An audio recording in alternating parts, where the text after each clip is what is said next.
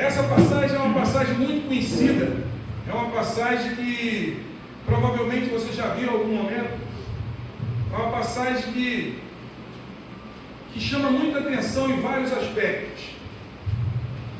Primeiro nós temos que entender quem era Pedro, antes Simão, primeiro Pedro. Pedro, quem era Pedro? Pedro era um dos apóstolos, antes ele era pescador, mas ele foi um apóstolo. Pedro significa em latim Petrus, em grego Petrus, que significa rocha. Então nós já sabemos o que significa o nome de Pedro. Seguindo adiante, Pedro trabalhava com seu pai, que se chamava-se Jonas, e seu irmão André também era pescador. Seu pai também era pescador. Nós estamos falando de uma família toda de pescadores. Olha o ponto que Deus chega, olha o ponto que Jesus chegou. Bom, diante disso, nós estamos falando com um profissional do segmento de pesca. Eu não entendo nada de pesca, eu não entendo nada ou pouco de obra. Se mandar levantar uma parede dessa aqui, eu vou ter muita dificuldade de colocar no forno, botar na régua, e bolsar, enfim, eu vou ter muita dificuldade ou não vou saber mesmo. Por quê? Eu não sou profissional. Mas repare, no capítulo, olha o que diz. Dito isso, vamos ao texto. Grande multidão cercavam Jesus. Tinha uma grande multidão, não era meia dúzia de pessoas, uma grande multidão estava cercando Jesus. O que aconteceu? Ele pediu para entrar no barco de Pedro, que era uma das pessoas que estavam lavando. Jesus observou o que estava acontecendo antes do que o que estava acontecendo antes. Ele viu o que as pessoas estavam precisando, ele sentou, acabou de alimentar a pessoa espiritualmente. Ele alimentou as pessoas, conversou, explicou, pregou a palavra de Deus. Depois ele foi até os pescadores, sentou com eles e falou: vamos se afastar um pouco. Apesar que chama-se Mar da Galileia, não existe mar nenhum lá, acho que é lago. Só que lá, a tradução botava mar, mas não existe lá naquele setor Mar da Galileia, é só lago. Por isso que a gente vê uma hora falando lago, outra hora mar, porque lá na verdade é um lago gigante, mas tinha peixe, normalmente, igualzinho lá, mas chama-se Mar da Galileia, mas o nome era lago. Só para ficar claro, isso no entendimento. Jesus viu o problema que estava acontecendo, viu que ali estavam destruídos. Os caras passaram a noite toda procurando peixe, não pegaram nenhum. Nenhum pode dizer: esse aqui eu peguei. Nenhum, vieram sem nada. Passaram, então estavam lavando. É normal que depois os pescadores ficam a noite toda, eles começam a lavar a rede e lavar para o próximo dia, ou para a próxima noite. No caso era a noite, porque eles gostavam de pescar. Na ideia deles, pescavam mais à noite. Jesus viu o problema, mas ele não foi de cara resolver o problema dele. Ele foi primeiro resolver o problema espiritual. Deus quer resolver o seu problema espiritual. Não que ele não queira resolver o seu problema físico ou pessoal, mas ele quer resolver o seu problema espiritual. Primeiro resolve o que está dentro, depois o que está fora. Amém? Então, ele viu o que estava acontecendo. Ele chegou até Pedro e os amigos e quis entender o que estava acontecendo com ele. Mas por que Deus, ou melhor, Jesus, não resolveu o seu problema? Porque se Jesus largasse, eu estou aqui pregando a palavra de Deus, então não é problema, eu vou largar a palavra de Deus, eu vou ali resolver o problema pessoal. Ele estava indo contra a sua própria palavra. Como assim, pregador? Está indo contra a sua própria palavra. Se você for abrir Mateus 6,33, está escrito o seguinte: buscai primeiro o reino de Deus e todas as coisas serão acrescentadas. Ou seja, se ele fosse resolver o primeiro problema pessoal, ele está indo de contra a palavra dele. E Jesus não vai de contra a palavra de Deus. Ele não vai. Então primeiro ele foi resolver o problema espiritual para depois resolver o problema pessoal. Mas vamos lá, preste atenção nisso. Depois que Cristo resolveu esse problema, ele foi lá e mandou: Pedro, joga a rede. Aí Pedro está no versículo 8, melhor 5, ele fala assim: se fosse eu, Senhor, com todo respeito, eu passei a noite toda, não pesquei nada, eu não pesquei nada, o Senhor está mandando eu jogar a rede, mas por obediência, eu vou fazer isso. Está escrito que ele falou, por obediência o Senhor vai jogar a rede, e ele jogou a rede. Foi tanto peixe que ele teve dificuldade, e nós lemos aqui que ele chamou outros amigos para poder ajudá-los. Por que, irmão Daniel? Porque ele estava aguentando botar a quantidade de peixe dentro do seu próprio barco. Porque Deus é assim, quando ele faz com abundância. Ele não faz, vai trazer meia dúzia de peixe para matar a sua fome, não. Ele é Deus. Nós vimos aqui, Deus acalma o mar, Deus acalma o teu coração, Deus acalma a tua alma, Deus acalma o teu espírito, Deus dá com abundância. Não Deus é dono de tudo que a irmã acabou de cantar. E se você não quiser, vai reclamar com ele. Olha que maravilha. Olha que maravilha. Deus é Deus. Aleluia. Glória a Deus. O que era para ser, na verdade, uma derrota, a sua maior derrota de Pedro, foi um dia da sua maior glória. Nunca mais Pedro chegou com um barco, ou melhor, com os barcos que ele pediu para os amigos ajudarem com a quantidade de peixe. Porque ele é assim, Deus é assim. O dia da sua derrota, e já aconteceu algumas vezes comigo, de tudo está dando errado, isso não é possível. Mas eu estou orando, eu estou jejuando, eu estou buscando a Deus, eu estou estudando, eu estou pregando, e está dando tudo errado. Sim, porque aconteceu com Jesus isso. Aconteceu com Jesus isso. Aí você fala assim, não aconteceu, não aconteceu. Quando nós voltamos do Evangelho, nós vemos que depois que João Batista batiza Jesus, ele chega, o que acontece? Ele foi levado para ser tentado por fome, sede, por adoração. Ele foi tentado. E você acha que você vai ser diferente? E quanto mais a gente fica firme, mais as tentações vêm. Já reparou? Quanto mais firme você está na igreja, mais tentações vêm. Se você, graças a Deus, nunca bebi, nunca fumei, nunca usei droga, mas eu cometi outros pecados. Porque eu também não sou burro de ficar contando aqui meus pecados. Já entreguei para Deus. Mas eu fiz outras coisas que desagradaram a Deus. Foi contra as Escrituras. Mas por quê? Porque quando você está mais firme, as tentações vêm. E vai ser assim na nossa vida. Vai ser assim na nossa vida, irmão. Quando você está firme, você começa a tentação. O cara que pode botar uma garrafa de cerveja e botar o sol de 45 graus, volta do Rio de Janeiro, eu vou olhar para mim nada. Eu nunca bebi, nunca gostei.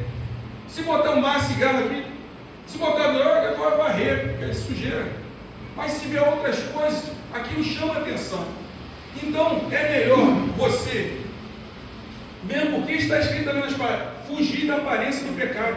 Porque Deus não manda você encarar o pecado. Pelo contrário, manda você se fugir da aparência do pecado. Porque nós somos glória a Deus. Pecadores, desde Adão.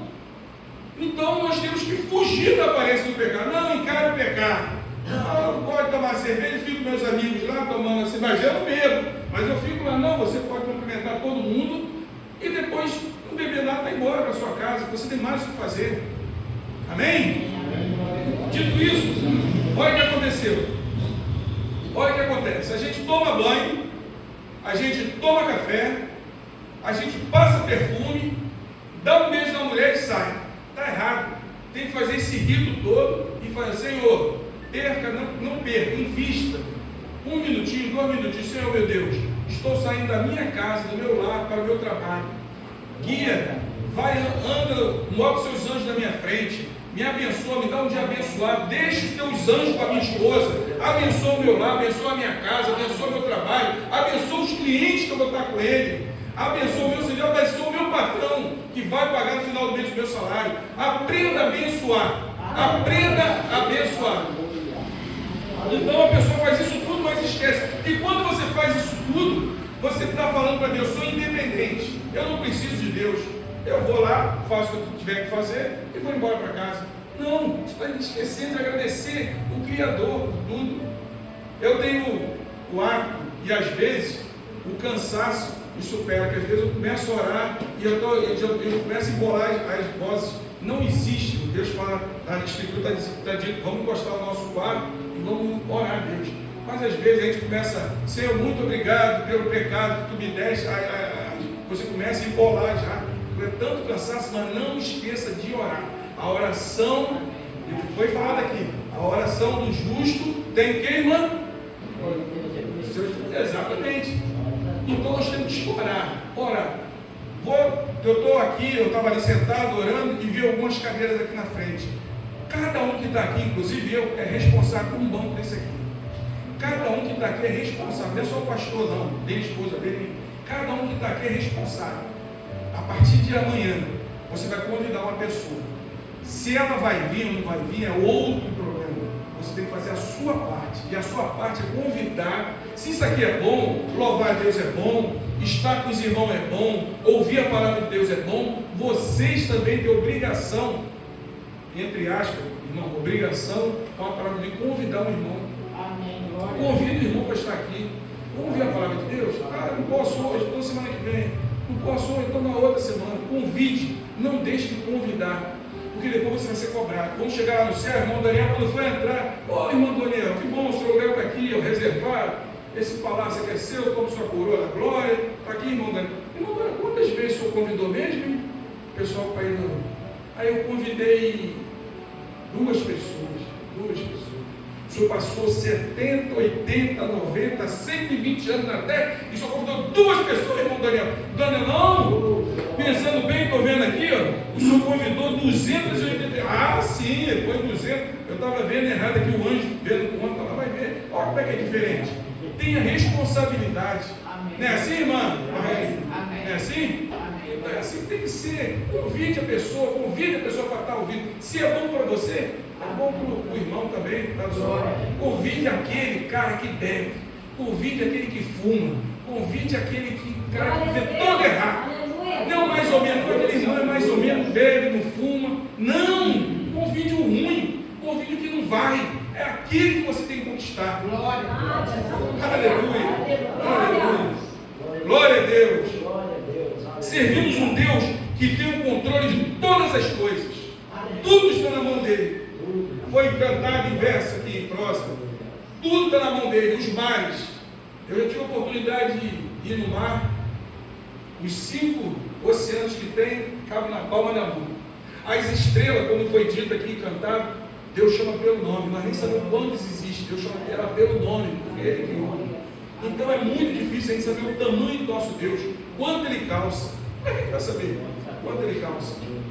Não dá, é impossível. Mas o que me chamou mais nesse texto, que é um texto maravilhoso, foi um negócio chamado obediência. Obediência. Eu fiquei meditando nesse texto, já li algumas vezes, algumas dezenas de vezes esse texto, e o que me chamou foi a obediência. Porque se fosse eu ia falar, eu sou o bambambam do mar.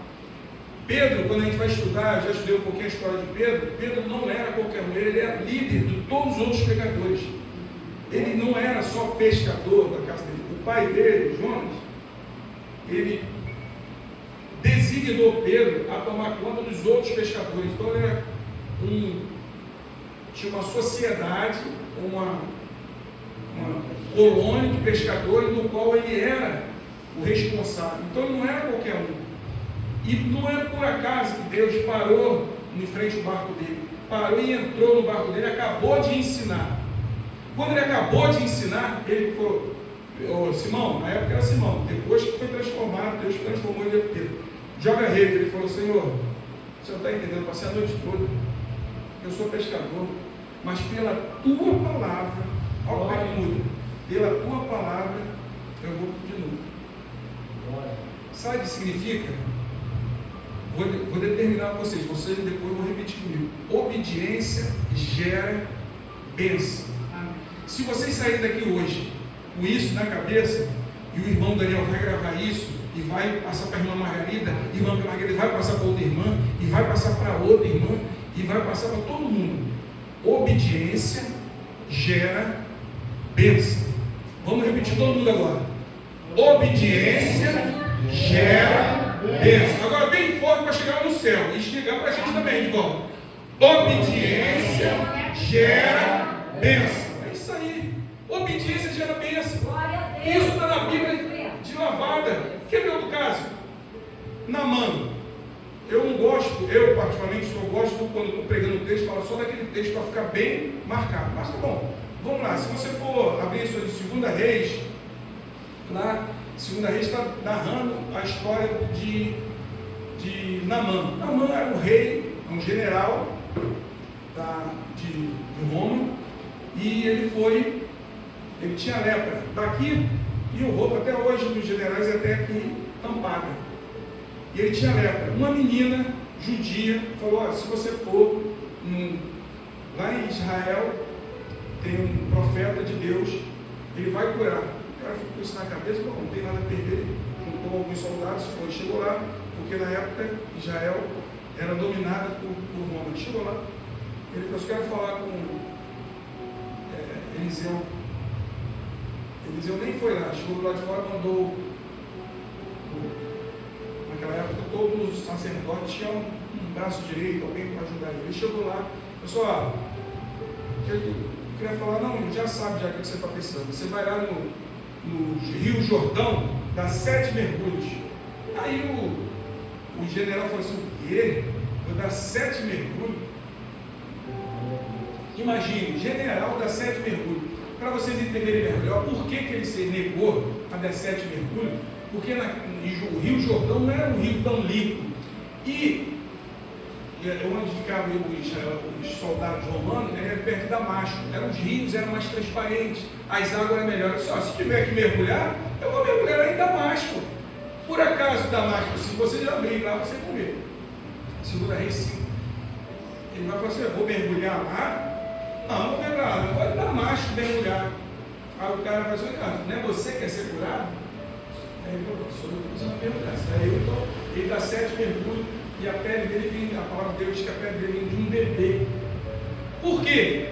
O que eu falei aqui: obediência gera bênção.